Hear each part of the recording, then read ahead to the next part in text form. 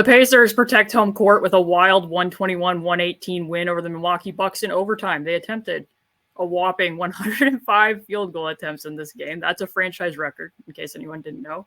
They also got 22 shots off 19 offensive rebounds for 32 second chance points. That's a lot of shots, Samson. I haven't watched a lot of games where the Pacers have won a game with quantity rather than quality. So also they did not shoot the ball particularly well. And a stat that we've talked about in the past on some of these shows is that when they shot below 35% this season, they went 11-23 in those games. But 5 of those 11 wins came in the last month of the season after the trade deadline with this new starting lineup. So they find another way to win when they're not really hitting outside shots and they get it done in a different way. So what was your reaction to them kind of winning this game in bulk? I love it. I love when teams can win in different ways. And not to like take too much of the overall sentiment of what we're going to talk about, but having Brooke out there has been tough for the Bucks to like live with over the course of this year, because they don't get to switch across everything. They've typically won the minutes. Like they've lost his minutes. They've typically won minutes where he's on the bench. And it's because they can switch across and kind of flatten out a lot of the Pacers' favorite actions. And the Pacers' response has to be, if they're going to go small and they're going to try and flatten everything out, Tyrese, I thought, led by example in a fantastic way. Like his pursuit of his own misses. 1 for 12 is not good for 3. We don't want any more of that. But his pursuit of his own misses, that feverish pursuit, was embodied across the roster. And if the Bucks are going to go small to try and save themselves at the point of attack, you got to punish them at the back end. And I love that the Pacers were able to access a different type of win where they shot 26% from 3.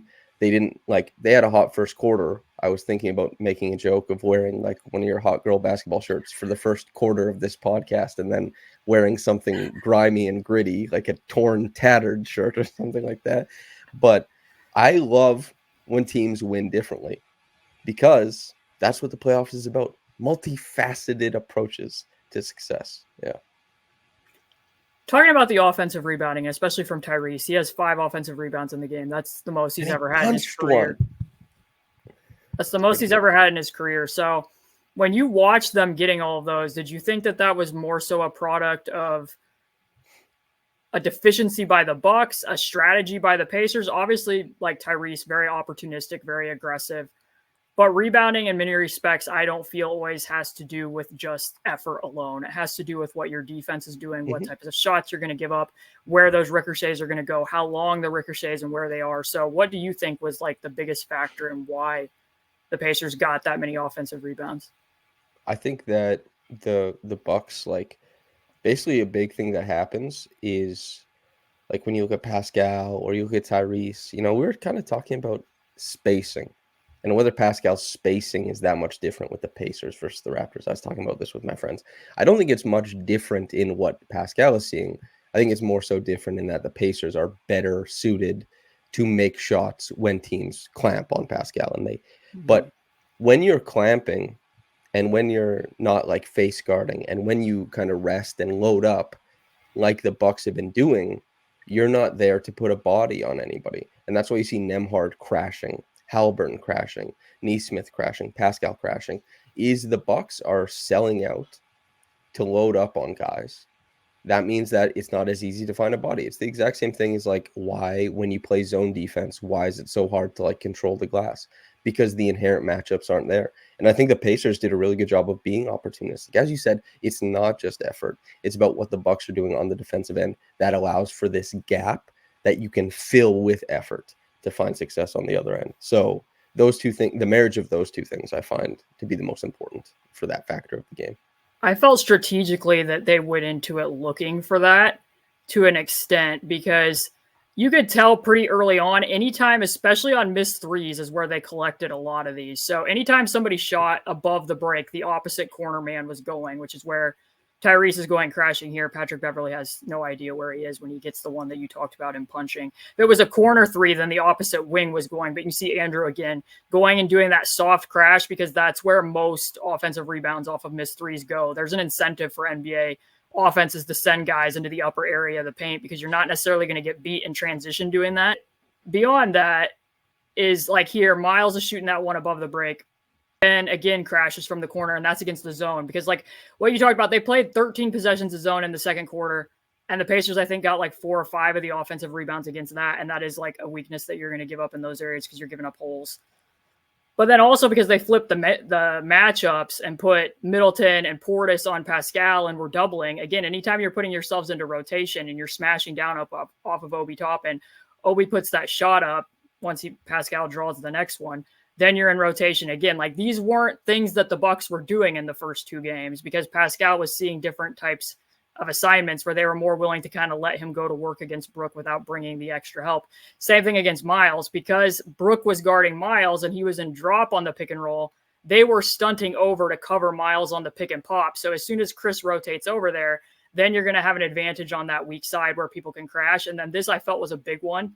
That I do not know this, but I venture a guess that the coaching staff was telling Tyrese to be very opportunistic from the corners for this reason, because Patrick Beverley's doing this much face guarding of Tyrese in these games. If you're going to box him out chest to chest, you're not in an advantage situation to go get a rebounding there. You're not going to be able to jump up. You don't have eyes on where the ball is going to be. So then that goes over the top of Patrick Beverley's head, and then that's another second chance opportunity for the Pacers. So I just felt like overall there was changes that the Bucks made on defense, especially this too. They put Andre Jackson into the rotation, and Tyrese rejected a lot of screens in this game. He ranks number 2 in the NBA in screen rejections per 100. They went to this play that's called slice, where they use like a little ram screen. Typically, Tyrese will relieve the pressure by throwing it there to Miles at the elbow, and then he gets downhill out of a handoff. But because he was going to the screen rejection so often, again, you're putting the defense into emergency rotation. Anytime a defense has to scramble, it's going to be a lot harder to be next to a body and go box people out and then be able to go in again with Tyrese on that weak side corner crash. So I just felt like strategically some of these had to have been talking points in terms of when the missed 3 goes up, opposite corner man goes. If a missed 3 from the corner goes, opposite wing goes. Take advantage of the face guarding. Take advantage of the fact that Pascal is being doubled. Take advantage of the stunts that are coming to Miles Turner when you're going to have a numbers advantage on the weak side. Like that, I just felt that was a lot of really smart little things that I think a lot of people probably watched it in real time, and it is. It's great effort. It's great to see Andrew get 3 or 4 offensive rebounds on the same possession in a row.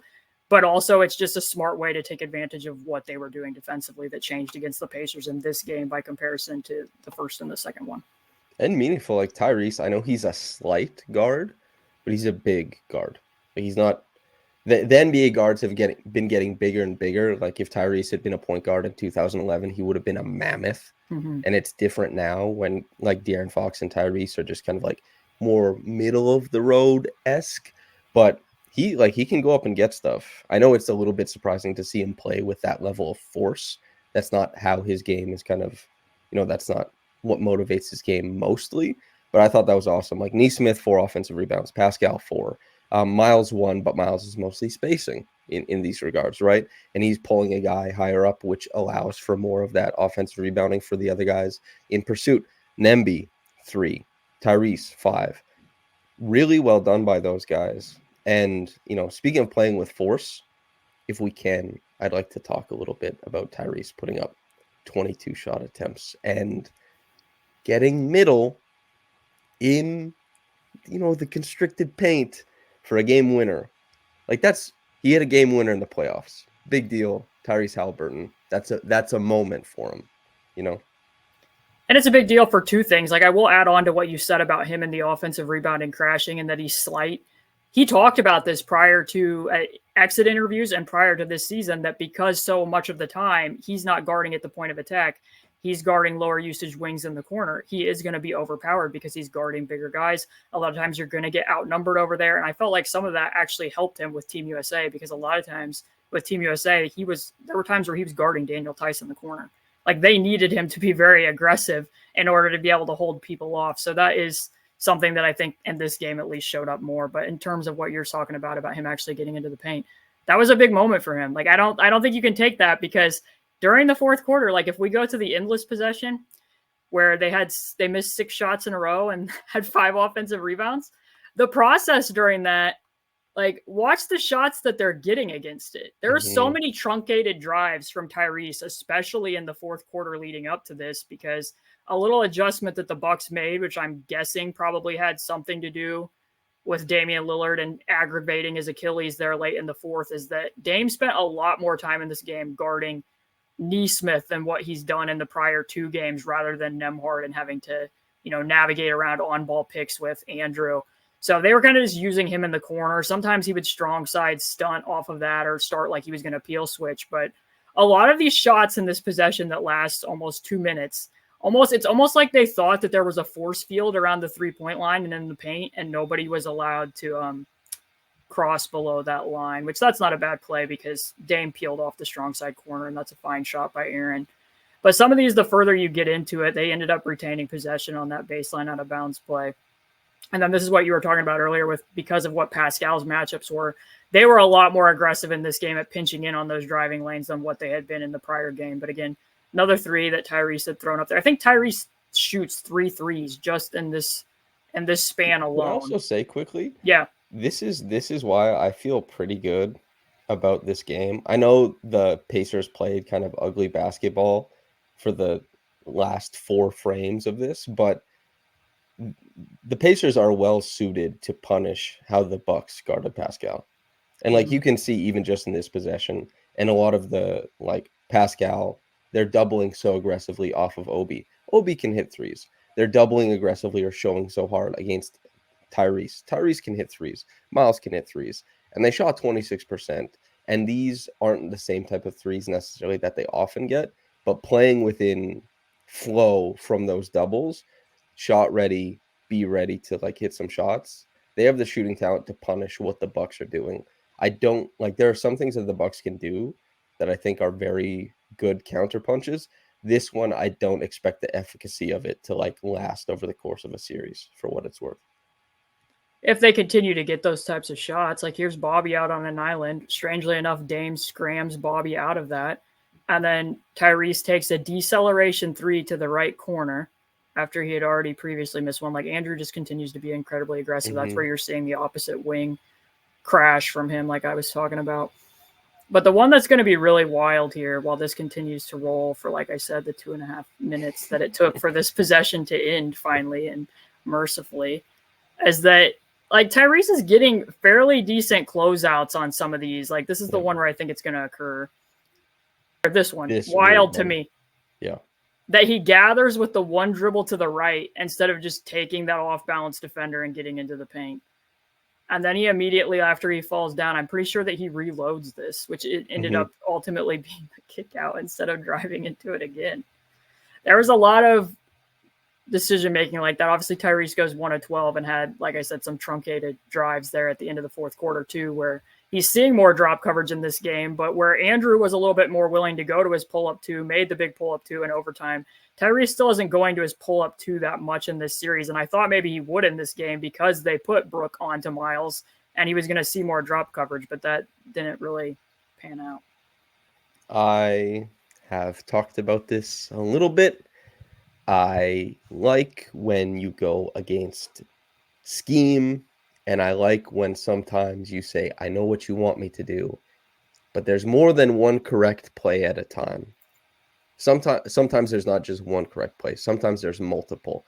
And the better you are, the more types of shots you have access to, the more types of passes you have access to, the more right plays you can all make at once.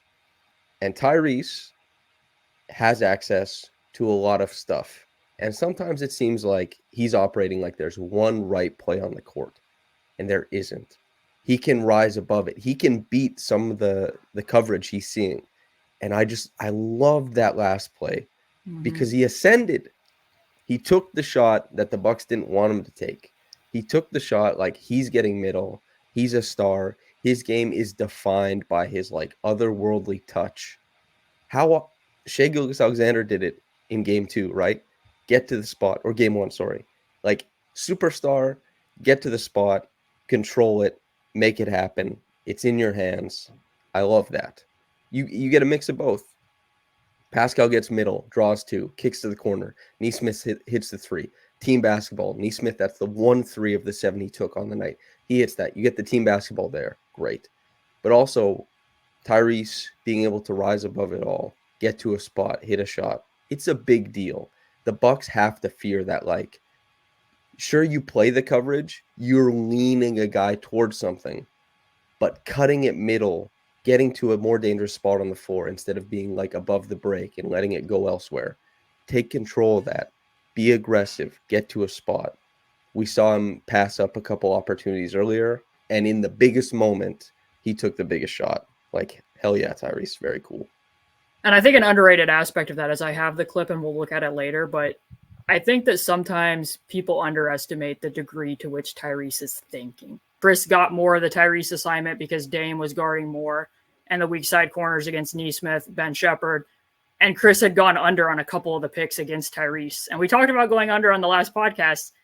That play, Chris is getting ready to duck under.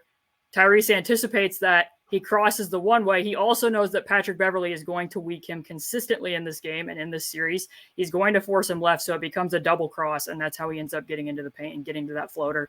Finally, actually does go to the floater with the soft spot that's going to be that has been available to him throughout the series, and especially in this game with Brook playing more dropped back into the paint. So I just thought that was good anticipation from him, in addition to reading in the moment what they were going to do as well.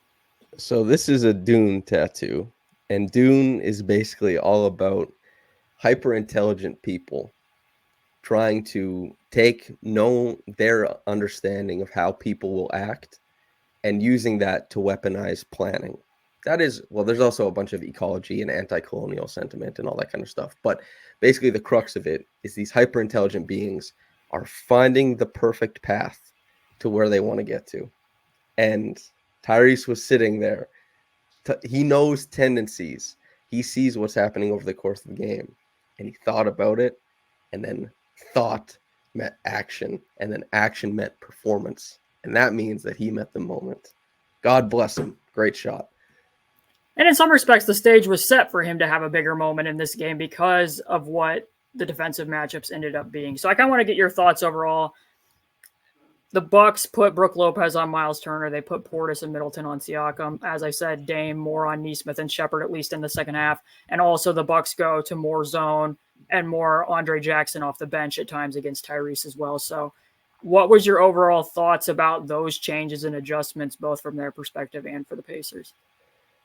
I think it's good for the Bucks if they believe the Pacers are going to continue to shoot this poorly, and or if the Pacers are not going to punch the damn gaps.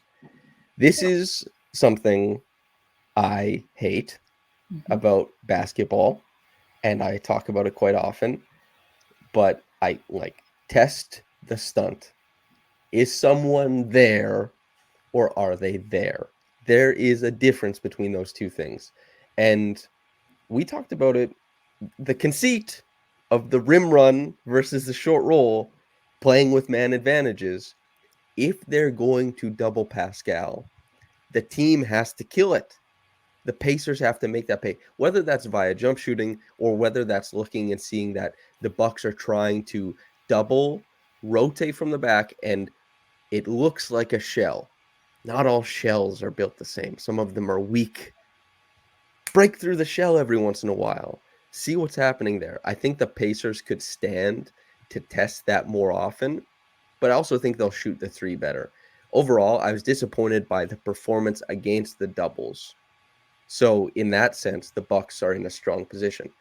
However, I think that there's lots of room for that to get better for the Pacers. But as you've said, they haven't faced a lot of this. They haven't played this way a ton this season. So it's a coin flip to me what the Bucks are doing here, because Pascal isn't going to shoot 70% every game like game 2, but the Pacers shouldn't be this poor working with advantage in game 4. It's really a coin flip to me what's going to work there. And I couldn't say which is correct, because NBA players working with advantage, you got to trust in it. You have to believe that they can make it work, basically. The Pacers have to believe that from their point of view if they see the same coverage, and the Bucks have to believe the inverse to keep walking that coverage out there. These guys aren't comfortable in these positions. They'll make mistakes. They're not proactive enough. They're not working with intentionality, so we get to rotate and recover. And then they wasted 7 seconds on a post-up. Now they have to run something, and we can flatten it out above the break. All that kind of stuff, right? Truncated drives. But from the Pacers' point of view, Make it happen, man. NBA players playing with advantage, find the shot, get to dangerous spots on the floor.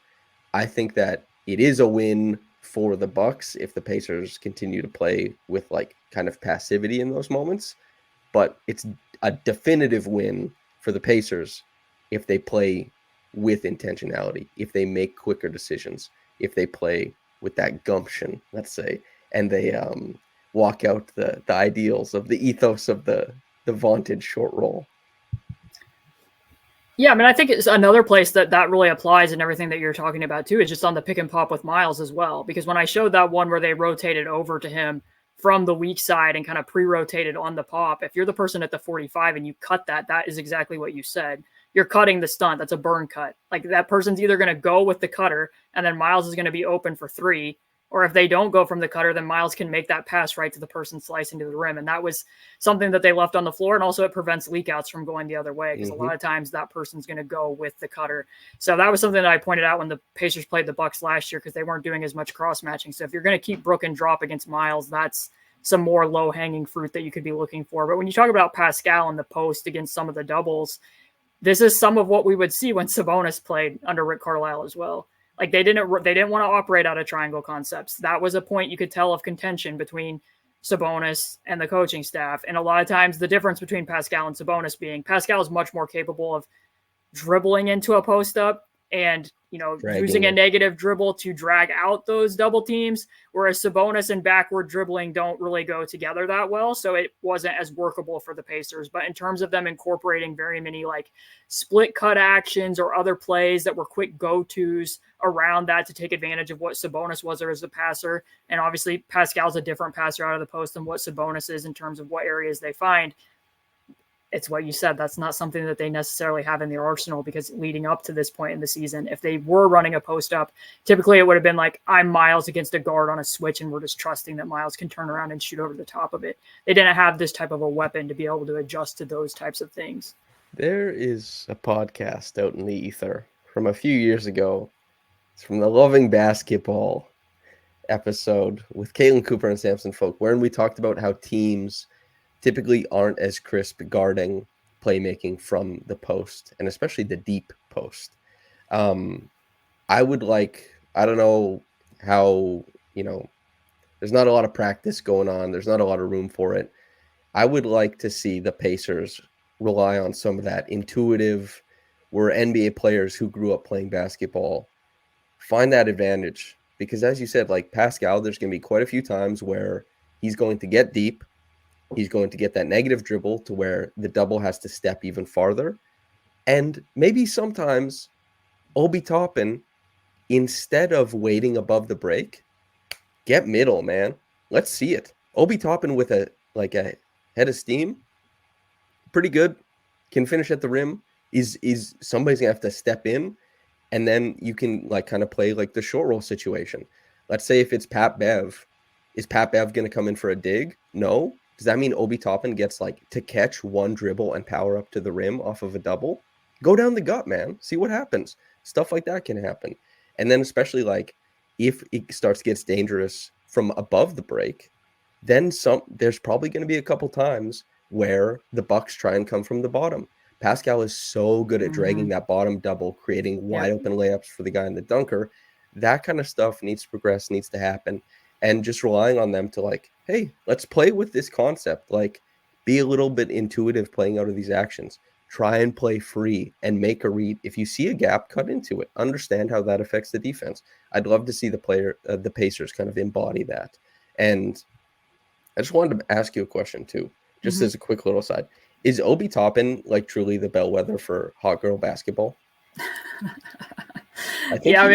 Probably in the first quarter for sure. I thought it was so surprising to me because we talk about how opportunistic the Pacers were on the offensive glass, how non-aggressive the Bucks are during the minutes when the Pacers go small with Obi or Pascal at the 5, because they have really no chance of stopping those lineups from getting out and running and leaking out. And yet, one of the main ways they could be doing that is crashing really hard to see if Obi would at least have to stay and prevent some of those leakouts. And they really weren't looking for that in the first quarter at all. Yeah. But when I like Obi a lot. There's a lot of guys on the Pacers who are very fun. Like that, he's rough around the edges in some spots, but like Neesmith is rough around the edges, but he's fun. You know, Nemhard is fun. Obi Toppin is fun. Ben Shepherd is fun. And none of those guys got traded to the Raptors for Pascal Siakam. Obi is the first player in Pacers history to make over 100 threes and have over 100 dunks. That's hot girl basketball. Dunks and threes. Let's get it. But when you talk about Pascal doing the bully drive, if you can connect that to a secondary action too, because I think that's why it is valuable to get a post up out of a bully drive, because your defense is going to be in help side on a drive, and that's very different than what your defense is going to be when it has to transition midway through into being in post automatics. And just sometimes even just like screening the dunker spot in that situation where the help's going to have to be coming from, especially when you're talking about his ability to find the help from the bottom of the defense, I think could be very beneficial for them in some of this matchup. But late in the fourth quarter, in the Pacers defense, they went to their alignment that I talked about on the prior pod several times in a row with the guard in the dunker spot, creating space for Pascal. They pinched in that, and they didn't get a lot of great shots out of that. Bobby Portis and Chris Middleton were a lot more aggressive, pushing Pascal's pickup point out beyond the paint than what had been in the prior two games. Pascal also missed a couple of passing lanes, I think. Yeah. Like we were kind of giving him his, we're saying how great Pascal has been, that this is a part of his, his toolkit, but also there's a couple of times he just missed reads.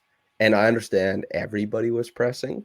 You want to get the shot up, but a couple of times, like, he brought it to 8-9 feet, and shout out to Tyrese Haliburton, maybe a jump pass down to the dunker spot would have been appropriate a couple times instead of the little push shot that he can get to.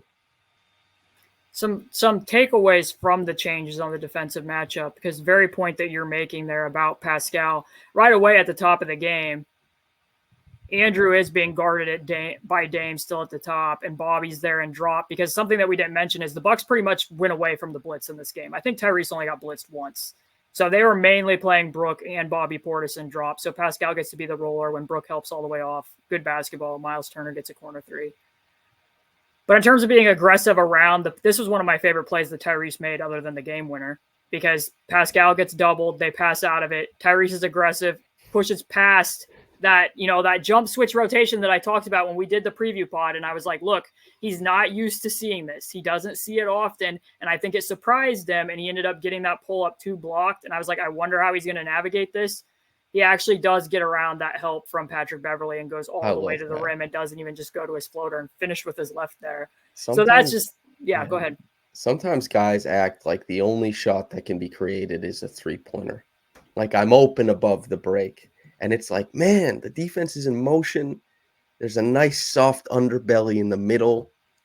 Get there, man. And I love when Tyrese takes it there. Big strides. Yeah. No, soft touch. Get to the spot, man. Yeah. That's something that I talk about a lot, because we talk about his kind of relative athleticism to what other people have at his position, but he covers a lot of ground, and his low gather helps him to be able to do that. So good to see him getting back to that, because immediately after the injury, he wouldn't have been making plays like that. That was kind of missing from his game. This is when it was starting to get really funky, because TJ and Andrew are the 2 screeners of a double drag. So it's a completely inverted play with the rest of the front court spacing to the corners. They go to a hedge against Pascal as the ball handler. And then he gets to that comfortable spot at the elbow where they've been finding a lot of success when Andrew does go and cuts into the dunker spot. But the defense is so far off of TJ and also coming off of Aaron Neesmith, and TJ continues to remain very anchored to the 3-point line when nobody's guarding him for whatever reason. Still not really taking advantage of those cuts. The quality of this clip isn't very good, but I wanted to throw it in here because this was a point that I made in the article that I wrote about Andrew and Ben Shepherd yesterday, that they are very specific, the Pacers are, and that this is not how they ran this play during the regular season. So staggered Iverson-like screens to get Andrew open on the opposite wing, and then the empty ball screen from Pascal. During the regular season, Pascal would have slipped to the corner. That would have been an empty ball screen. Miles would have stayed high to set a step up for Tyrese, and that would have been a boomerang pass from Andrew back to Tyrese to attack off of the step up against the late middle ball screen coverage with the defense shifted. Because Patrick's been so aggressive face guarding, they've altered this set to then become a double drag for Andrew where he rejects that empty ball screen and then he comes off of 2 picks. So just to point out, like for those keeping track, that's Dame having to guard Andrew through 2 off-ball screens, a rejected empty side ball screen, and then 2 ball screens out of the double drag, and then Miles gets open at the pop because that forces Brook Lopez to have to guard him in space. But the reason why that adjusted is in the second half, Dame wasn't guarding Andrew anymore.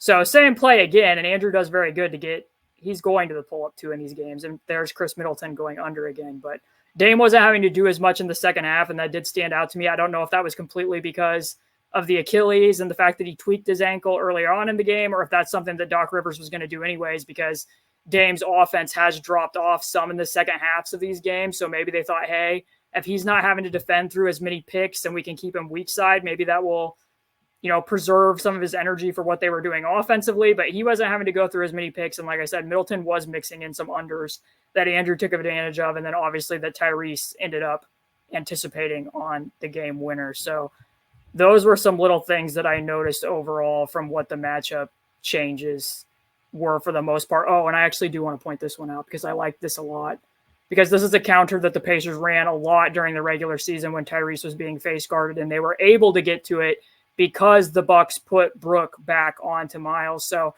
it's just an inside turn screen into Chicago action, but because Nesmith comes up from the baseline and then turns back to set that screen, it removes Patrick Beverley's face guard from Tyrese so that Tyrese can get the ball with a head of steam to get downhill, and then Brooks drops, so he pushes it all the way to the rim and gets Miles that shot back at the rim. So I kind of lean towards you, I think, and that the Bucks made these adjustments and it worked out to an extent because the Pacers did miss shots, but you can see things like that. Yep. They would not have been able to get to that in the first 2 games, and that's helping Tyrese to be able to get downhill. So I think you have to trust the Pacers to it's not exactly what they were doing.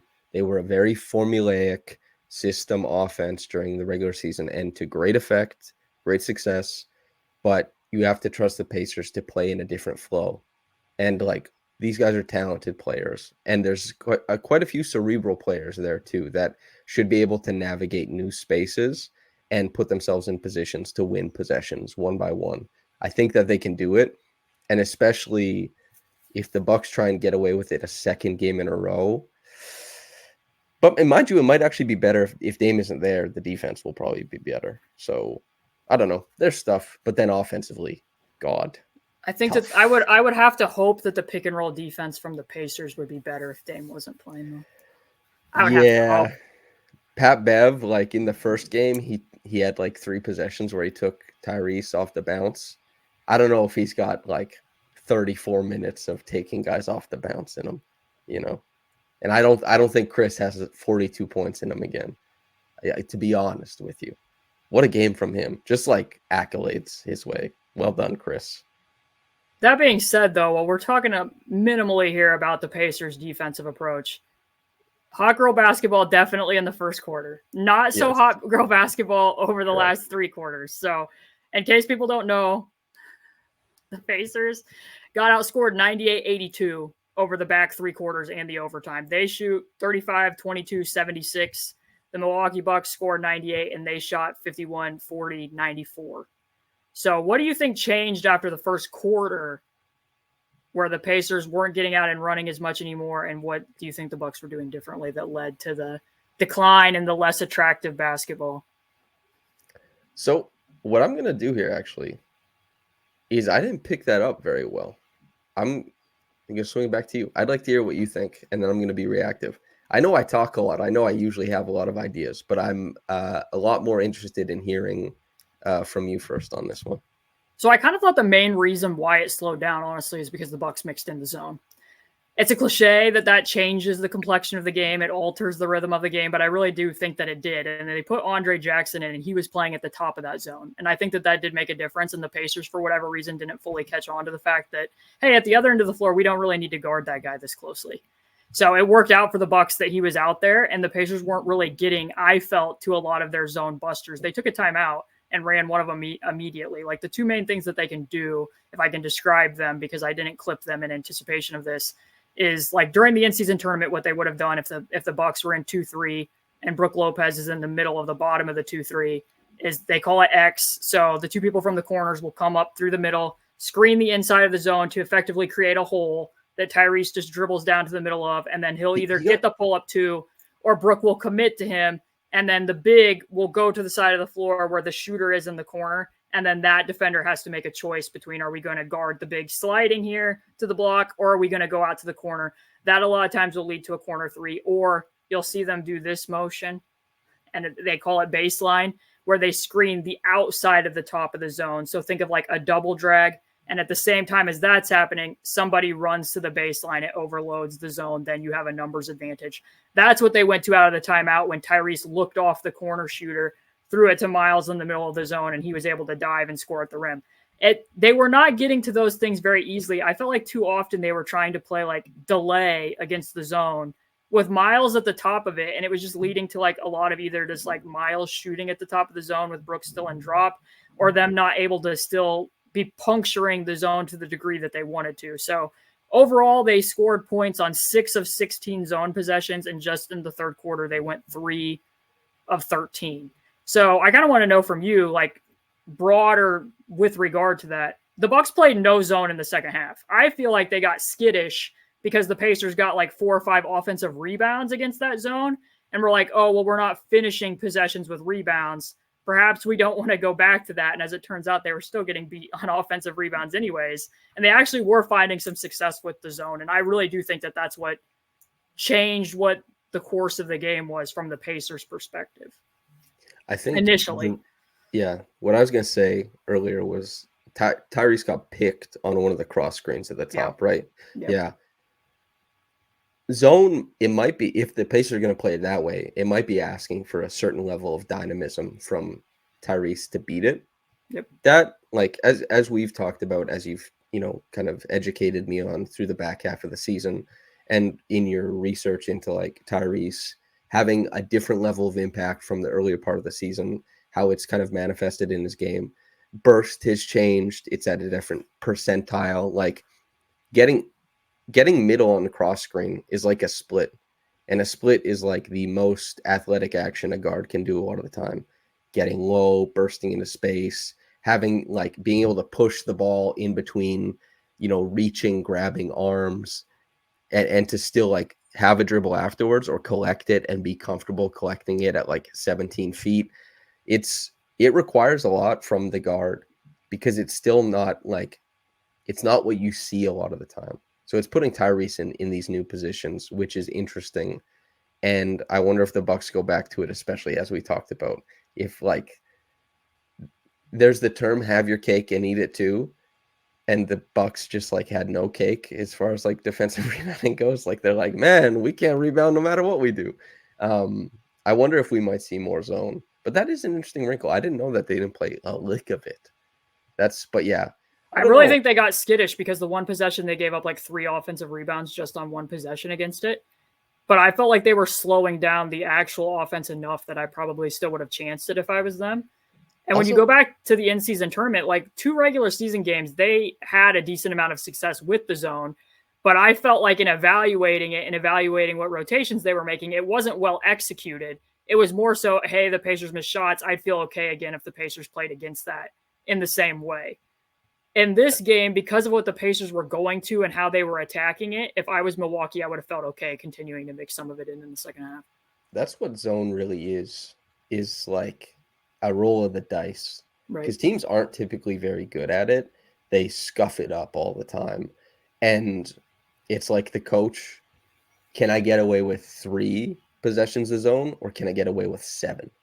And possessions 5 through 7 going poorly is what swings it back around, because a lot of teams will do poorly against zone initially, but then they sort it out. They figured, okay, now we know what we're seeing. And that's where you see the points per possession on zone isn't actually that effective, over the course of the NBA. Like teams score against zone, but it's just like knowing when to shut the water off and turn it back on. And I think I don't know, maybe the Bucks turned it off too soon, but maybe that was also Doc. Maybe Doc was seeing something where he's like, it like could go pear-shaped. I don't know. There's teams that have had success against the Pacers running it at the back end of the season. One in particular, like it wasn't just when they went to New Orleans and they didn't have a defensive rebound in the entire first quarter because New Orleans couldn't miss a shot. It was, we're not getting stops. And therefore, because we're not getting stops, we're having to go against New Orleans zone. And they were playing Herb Jones and Trey Murphy at the top of it, and they were playing CJ McCollum at the bottom. And the Pacers really couldn't do a lot against that length at the top with Tyrese being up at the bottom of it. Likewise, I think you watched the game that the Pacers played against the Warriors. The Warriors went to their 3-2 zone against the Pacers, and that got a little bit dicey. Sometimes their execution against it, they have good zone busters that is going to rearrange the math of what a zone defense can do, but they're not always fully precise in doing it. Because like even just what I mentioned there, like when they do that X cross screen, when the big steps up to defend Tyrese, the offensive big for the Pacers needs to slide to the side of the floor where the shooter is so that you're actually creating an advantage. And sometimes that second half of what the play needs to be gets lost in translation for them. So I don't know. I think that if I were the Bucks, I probably would have looked at it some more. And especially because too, they have guys who are gimpy. Chris Middleton came into this game with an ankle injury. Obviously, he did score 40. I don't think he was moving tremendously well on defense all the time. Dame certainly was not moving well on defense during the fourth quarter. Late in the overtime, offensively, a lot of times you could see him. He was either bending over and grabbing his Achilles, or he wasn't doing as much out of the screen and roll as what he was doing in the first half. So not that you can be lazy in zone. That isn't well-executed zone isn't you just taking a break, but you're not having to defend through as many picks if that's what you're doing. So zone is more work. Yeah. Like, I think that's anybody who's played in a good zone, they're like, God damn, this is a lot. Like, I'm taking so many steps. You know what the worst zone roll is? Have you ever played the bottom of a 1-3-1? Caitlin. It's the worst. Caitlin, let me tell you. This was how I averaged like 3 blocks a game in high school. We played a 1-3-1 exclusively in my my high school, like my grade 12 high school season. And I was the bottom. I killed myself running corner to corner. It was just like... It's the worst. I don't think that there's a worse defensive role in terms of exertion than playing the bottom of a 1-3-1. Yeah, but it made a lot of sense because we had a 6'7" center. His name was Cody, and he was in the middle of the 3. And what would happen is, like, a lot of times was because he was so big, he could force early pickups and force guys to leave their feet. And then I would start pinching in. And, you know, high school kids, not a lot of times are they going to leave their feet and then spray it to the corner. So I'd pinch in really hard into the paint, and we get a lot of turnovers and run and push the other way. It worked for high school. 1-3-1, I don't know about other places. But, yeah, I'm very familiar with the 1-3-1. I was the bottom. I was the whipping boy of it all. Do you think that they would be more apt to jump and spray the ball out to the corner if they were evangelized with free jump passes are good now t-shirts? Could be. Yeah. You know what you have to do? This is how everybody makes money in America and Canada, is you just have to like sign some sort of deal where you do like a school tour and like you get paid to speak, and you're like, I give out like 7 t-shirts, but you make like $9,000 every month that you go around doing that. That's what you need to do. You just need to sign a deal with somebody. That's what it's all about. I don't think I'm famous enough that they're going to want me to come talk, but just maybe, you know how some people confuse you and Caitlin Clark. Just be like, I'm Caitlin Cooper. I'm big basketball deal in Indiana. And they'll be like, for $9,000, you know, Nike just paid her $28 million. Let's bring her in. Well, just word it very carefully. I am a Caitlin from Indiana. I'm Caitlin. I'm a big deal in Indiana basketball. They're like, oh, yeah. I keep thinking I'm going to change my name on the screen to the other Caitlin, but I haven't got to it yet. But because we did not watch this game together and because you were gone having fun last night, I don't know what your reaction to the end of game situations were last night. Some controversial things went on that I would like to get your opinion on. Okay, so Brooks going to hand that off. The Pacers want to blitz it. This is the quality of what the blitz / edge was. Chris turns right around it. And defensive Andrew could have helped off of Dame, maybe, but I think that's pretty risky with 3.2 seconds still left. This is a really tough shot by Chris Middleton. But the main point here isn't so much the integrity or the quality of the defense as much as the Pacers are up by 3 with less than 5 seconds to play. Do you think that they should have tried to foul and put the Bucks at the line? Are you in favor of foul when you're up 3 in this type of a situation? I am.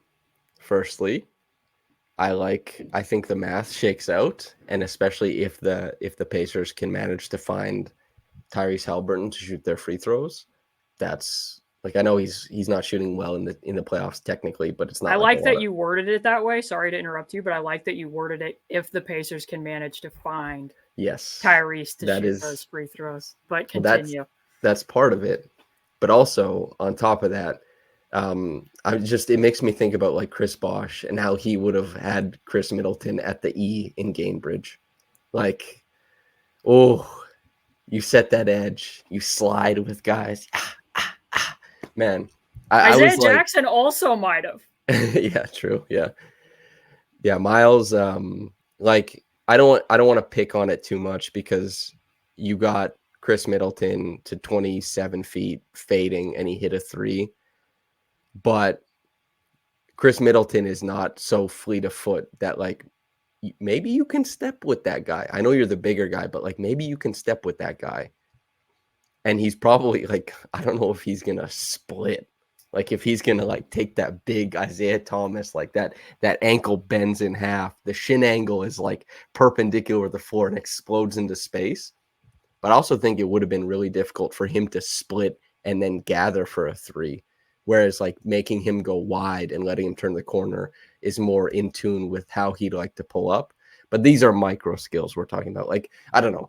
I get it. I don't want to pick on it too much because sometimes guys make shots, but probably, yeah. Sometimes the guy makes shots, but that was like a saloon door hedge. Yeah. But also just like quickly too is like if he splits, Miles, you're contesting same side as his shooting hand too, and you're the massive mountain of a man. I don't know. I don't want to pick on Miles too much because like shooting, but yeah, saloon door busted it open. Yeah.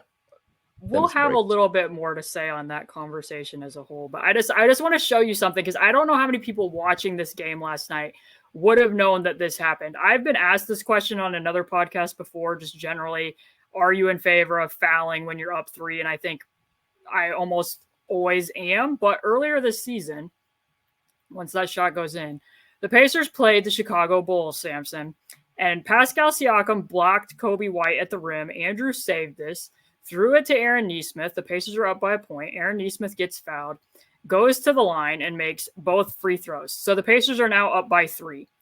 Aaron Nesmith at this point in time has 5 fouls. They decided during the huddle that they were going to take the foul against DeMar DeRozan because they're up 3 and send him to the line to hit 2 free throws. Why Aaron Nesmith was the person that had to take the foul when he already had 5 is a question that nobody quite knows, but Aaron has now fouled out. DeMar DeRozan goes to the free throw line, makes the first free throw. This is the second free throw. He, of course, needs to miss it on purpose because there's only 3.8 seconds left and remaining. The Pacers have put all of their bigs on the floor at once other than Andrew Nembhard. Obi Toppin gets a hand on the rebound and punches it out of bounds. So the Chicago Bulls now have possession. Remember, Aaron Nesmith has fouled out. He's not in the game. So the Indiana Pacers sub in TJ McConnell. And typically, on final game possessions, what do most teams do defensively, Samson, on final game possessions when they're going to guard them? Do you stay in man or do you switch? Switch a lot of stuff, typically, yeah. Yeah, so you're typically going to switch everything.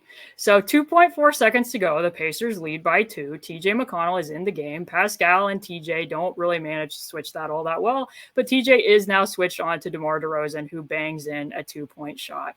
So against all mathematical odds, the Pacers fouled when they were up 3. They end up going to overtime, and because Aaron Nesmith had fouled out, Pascal had to guard DeMar DeRozan, who started shooting and making shots, and they ended up having to go switch to blitz, and they lost that game to the Chicago Bulls in overtime.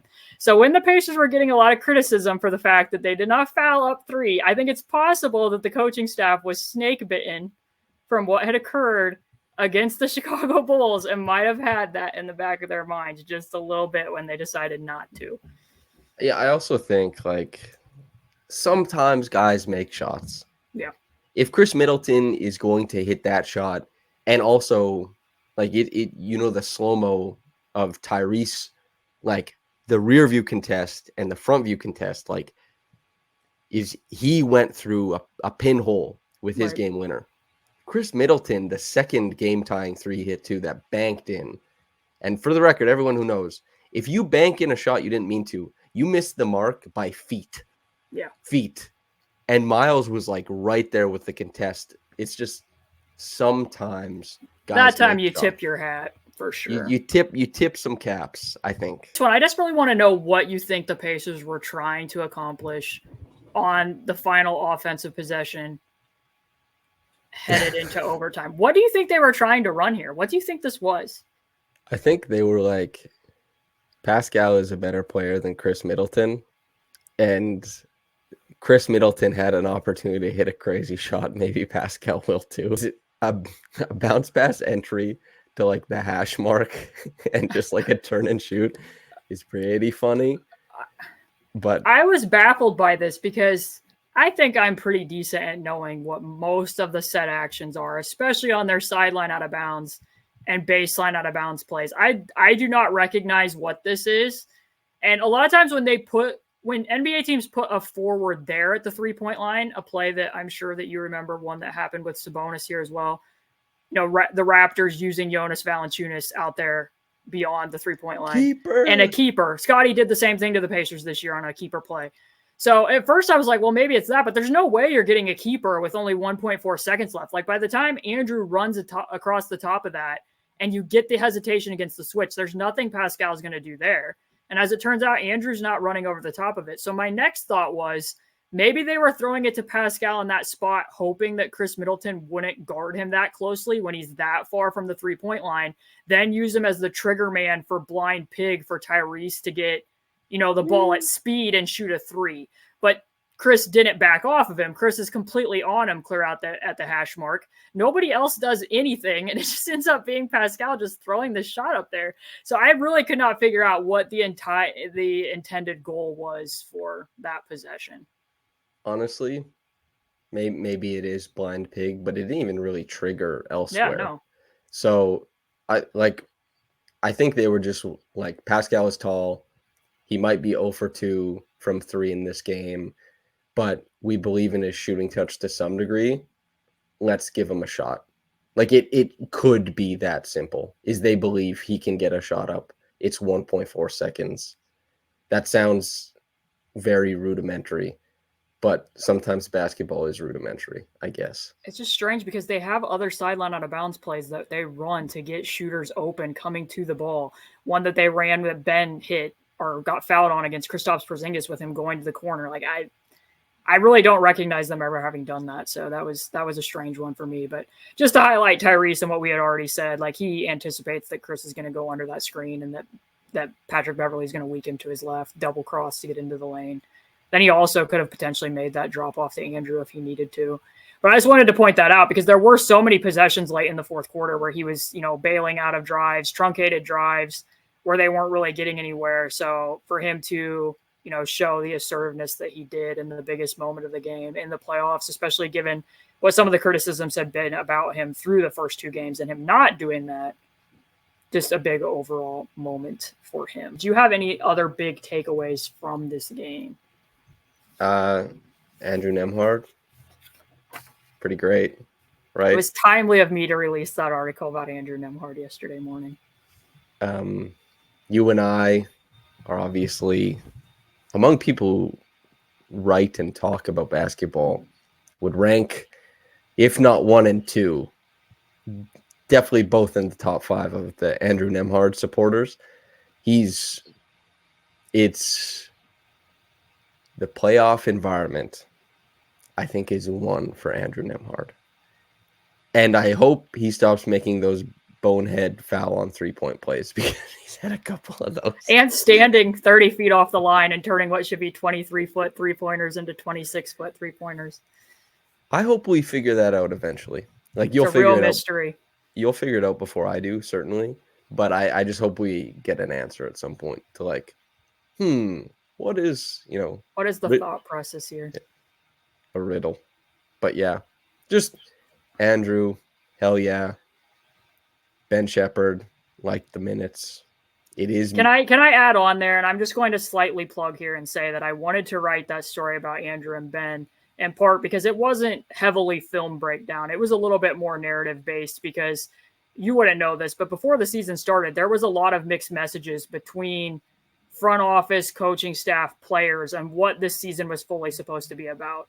So Rick Carlisle was basically like, we want to take competitive steps. We'll also keep an eye on development. The front office was like, we're looking for progress and growth, and looked as though they were taking much more of a long-term view. And Tyrese was like, I don't care about anything else. I just want to make the playoffs. It's very hard to win and develop players at the same time. And the Pacers saw that throughout the season when you look in a lot of respects. Benedict Mathurin started 12 games. He got moved back to the bench. Jarris, it was pretty clear early on that he was going to get more time with the G League than he was going to get with the Pacers. Ben Shepherd didn't fully latch on until after Buddy Hield was traded. And Andrew, at the time when they played the Bucks in the in-season tournament, was the backup point guard. And then he got bumped by TJ McConnell, and his spot had already been squeezed out of the starting lineup by Bruce Brown, despite the fact that I felt like Andrew was doing the Bruce Brown things better than Bruce Brown. But, you know, there was contract reasons, and obviously Bruce Brown became a way for the Pacers to get Pascal Siakam. So we see all of that. But for Andrew to have the game 2 that he had and then follow it up with the key, you know, hustle type winning plays that he made in overtime, it is a very rare intersection for you to get to see a team winning at the highest level and the highest stakes games that they're playing, with him not only getting playing time and Ben Shepherd getting playing time, but with Andrew Nembhard actually showing development in his own game in these games and things that you can look at 3 months ago that he wasn't doing. So I just think that's a really special moment. And hopefully if people agree with me, they'll go read the writing that I did about this topic at the website. That's when I was on it's not called the Raptor Show, Sportsnet Today, Canada's radio. Just before I was recording this with you, Amit Man referred to the team up as LeBron and Wade, and you're the LeBron of it. So if anybody who's listening, who came over to watch Caitlin's stuff because it's Indiana coverage and Indiana's in the playoffs for the first time, subscribe to the Patreon for the not free stuff. And if anybody has come over here because I'm on it, then you've probably heard me make this plea many different times when Caitlin was doing work with me over on my stuff. But best basketball writer in the world, best doing it. The money you spend on the Patreon, you will learn so much more about basketball than, and like in a very digestible way, than you would get elsewhere. And you're supporting a great person. And in addition to that, I didn't think the Pacers were going to, like, when I told Caitlin I wanted to do this, I didn't think the Pacers were going to make the second round, to be quite honest with you. They've got a real shot at it. I might be hanging around here for, you know, a few more pieces at the very least. So we'll see.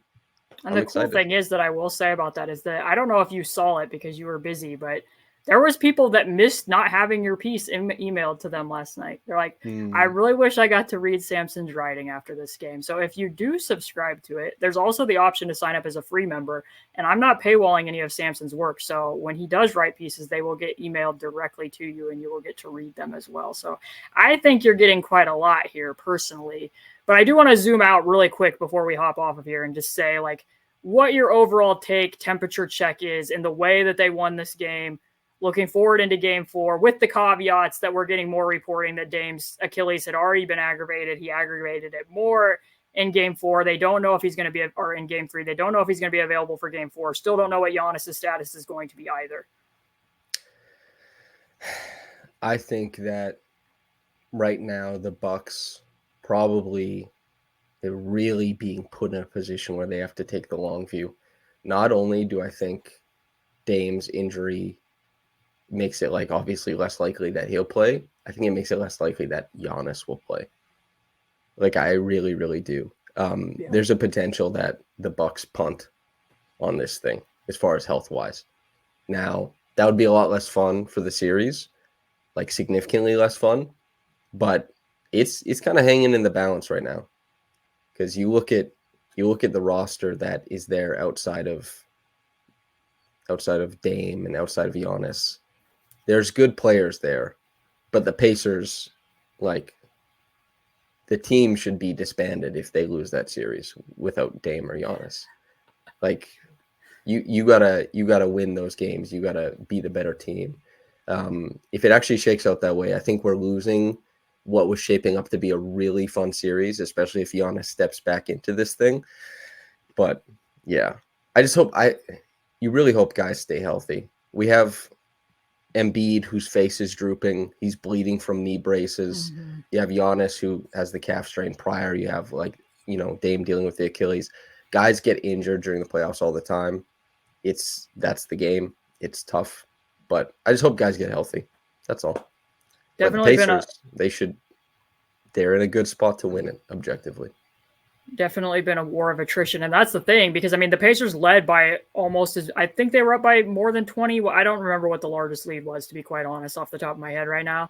But if they had given up that lead and then lost this thing in overtime, like, look how many minutes the starters played. Like, they played all but, I believe, 2 minutes of the fourth quarter. They didn't make any substitutions in the overtime. I think TJ came in for one out of bounds possession for roughly 2 seconds. So both teams looked incredibly tired by the end of this game, and there's only one day off in between. So I guess my overall takeaways is I think the Pacers are in a very good position. After those bottom three quarters, I was a little, I wouldn't say lower, but just knowing how depleted the Bucks were from an injury standpoint and how hard it was for them to be able to win this game, they really needed to win that game. Like, they really needed Tyrese to end up doing what he did, which was obviously huge. But I guess if I had any takeaways, like, if I'm to assume, which I can't speak to, it's not my body, I don't know how any of them feel. If they come back and they were healthy and they're playing, and let's say it's still not Giannis, I do think from the Pacers' perspective that some of what's going on defensively got glossed over because of what the late game heroics ended up being, because the Pacers are still giving up 1.6 points per chance when Miles Turner defends a screen. It's like 1.3 when he's defending with Dame as the ball handler. So even though Dame didn't have the most efficient night, they were still scoring a lot of points when they were getting those picks. I think Brook had over 10 points just as the roll man. So do you have any general thoughts? We saw what Miles was doing when he's stepping out above the level of the screen on that hedge.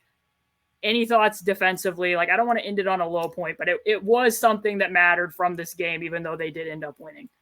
You give me these little nuggets of truth about the Pacers sometimes. Before I came over here to cover them, we talked conceptually about the role Miles Turner plays and the idea of Miles Turner and kind of how Miles is perceived defensively. And you were like, it might be different than what you hear or what you think. And the closer I get to it, the more I'm like, the idea of Miles is like this super toolsy, can do it all. If the team is like good in a pinch, is maybe in the DPOY because of big block numbers, or is in like all defense consideration, he's not an anchor there, and he's not close. And that's something that they can attack a bunch. And that's something that, like, the Pacers will have to continue to try and problem solve around. Tyrese is not the only player on the roster that the Pacers have to try and, like, how do we protect this guy? Right. So that looms large. And some of it, too, I will say, was help the helper. They were missing help the helper rotations a lot on the two-man side whenever Brook was getting loose. Some of it was because they were at the level or they were blitzing. It wasn't completely just Miles not getting back in front or Miles not doing enough at the level entirely. But I still stand by what I said after the second episode. I don't think you can do it for an entire game.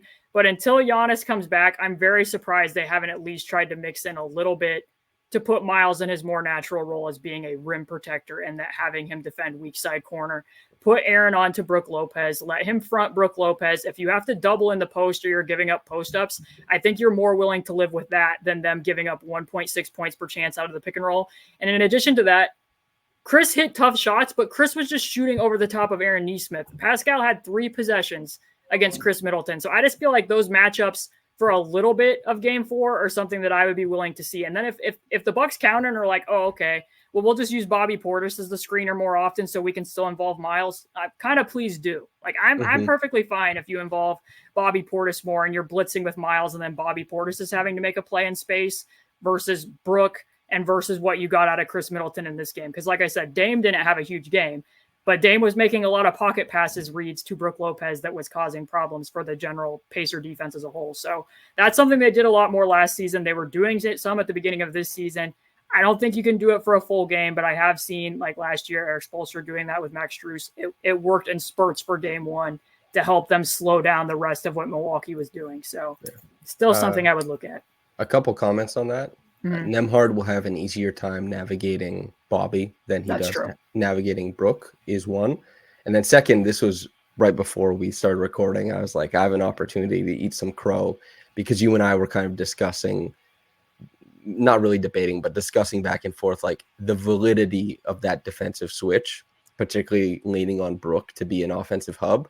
Now that we're 3 games in and Brook has been losing minutes because of the defensive end of the floor and what the Pacers' advantages are, making him more central to the Bucks offense, I think that's a clever little thing that even if it's going well, it also means that the Bucks are more reliant on him being there for their offense because of that switch, and requiring more of him offensively and requiring more of him defensively, and maybe getting more minutes out of that.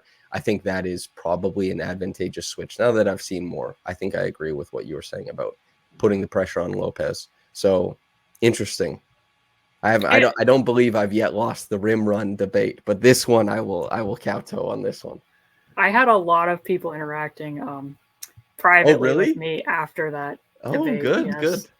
I'd like this to become like a hotly contested thing. You know, like sometimes something becomes like, this is probably too niche to become actually debated widely, but I like that people. Wait, was there anything good that they said to me? Yeah. Did we get any like good insights? Yeah, with one person I went back and forth for about 40 minutes with them bringing up points. I don't know that you would like to hear what the results of the conversations were, but that's what. No, I'm okay with people disagreeing with basketball takes. There's no harm in that. I mean, it is interesting from the standpoint of second spectrum, which it isn't everything, because I was talking about the 1%. You were saying that you don't necessarily trust the majority of bigs on the short roll, but when you look at it, the league as a whole scored more points per chance out of the short roll than they did the rim roll last season. Nice. Was it close?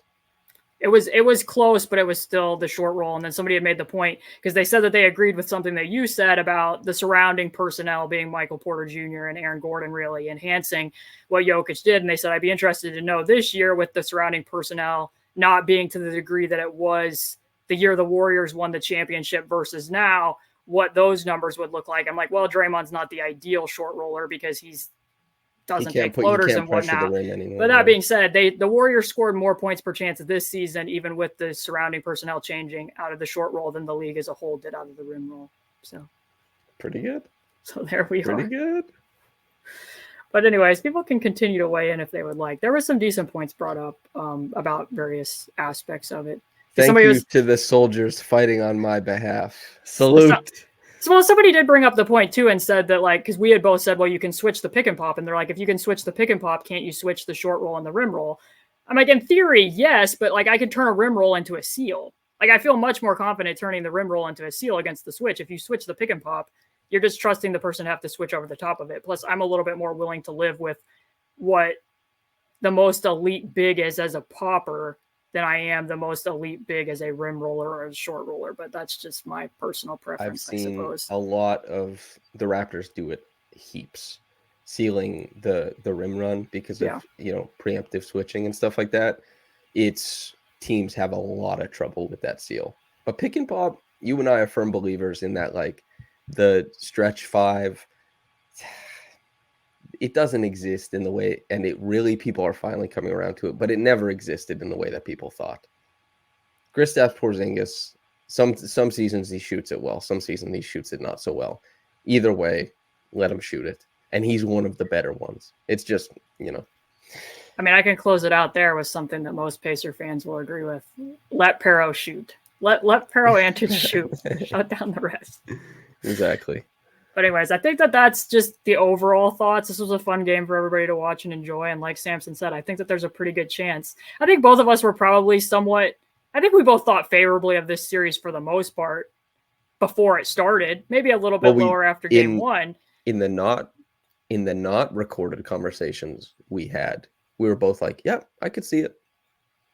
So it doesn't mean that's like 65% confidence, but being able to see a win. Some series you can't. That's true. And that's what I said, because Nuggets, Lakers not getting there. Right, because I did a little mini segment on the Athletics Slam and Jam thing last week on Friday, and that's what I had said, that's typically what I do, that a lot of times I have an outlook where with draft evaluation, with playoff evaluation, I look for reasons, why won't this work? Why wouldn't this work for the Pacers? And I couldn't come up with a lot of reasons where the Bucks could come up with things that the Pacers wouldn't be able to Mhm. handle. That doesn't mean that they would. It just means that they could. So I could definitively say I think they could win this series. In the past, like when they played the Heat in the bubble, when they played Boston the year before that, people thought I was a naysayer because I was like, I think they're going to get swept in both of these series because I could just see enough things. I'm like, they're not going to have answers if that team does this. I felt like in this series, I didn't know if they would win it. I felt like they could win it. I'll put it that way. It has to be compelling stuff like it was last year with the Nuggets and Lakers series. Kranjis, B-ball index, right? Yeah. Like he had tweeted, it became a bit of a meme because he was like, I found out something that the Lakers can like use against the Nuggets. And it turned out that it was just like weakening Jamal because Jamal's points per chance or whatever were not so great against like going left. It's like, it didn't end up working. And that's probably not enough to swing a series on its own, like something like that. It has to be something wholesale. You can see there's an avenue to stopping something. And it's meaningful that like a lot of what we talked about coming into the series has manifested. Most of the inflection points, we're seeing them play out, and they're mostly playing out in the expected ways. And does have to do with Dame's health and Giannis's health, but the inflection points, the Pacers are up right now. Yeah. So we're in a good place, and depending upon how long Samson's willing to put up with me, we might get to do this for another series. And in all honesty, the championship is coming to the agrarian economy of buckets. Exactly. And in all honesty, if it's Philadelphia or New York, that's the two options clearly. But either one of those, I think, would be very compelling series from a strategy standpoint, especially against New York, because stylistically the two teams are just complete polar opposites of each other. So, have you considered perhaps a T-shirt that says "Hot Girl Economy of Agrarian Buckets"? I can let you know that me and the person that I consult with have given a lot of thought to the agrarian buckets concept. Very good. We shall see. I think that's a good way to close it off, though. So thanks to everybody for hanging out for the Game 3 chat, and we'll be back after Game 4.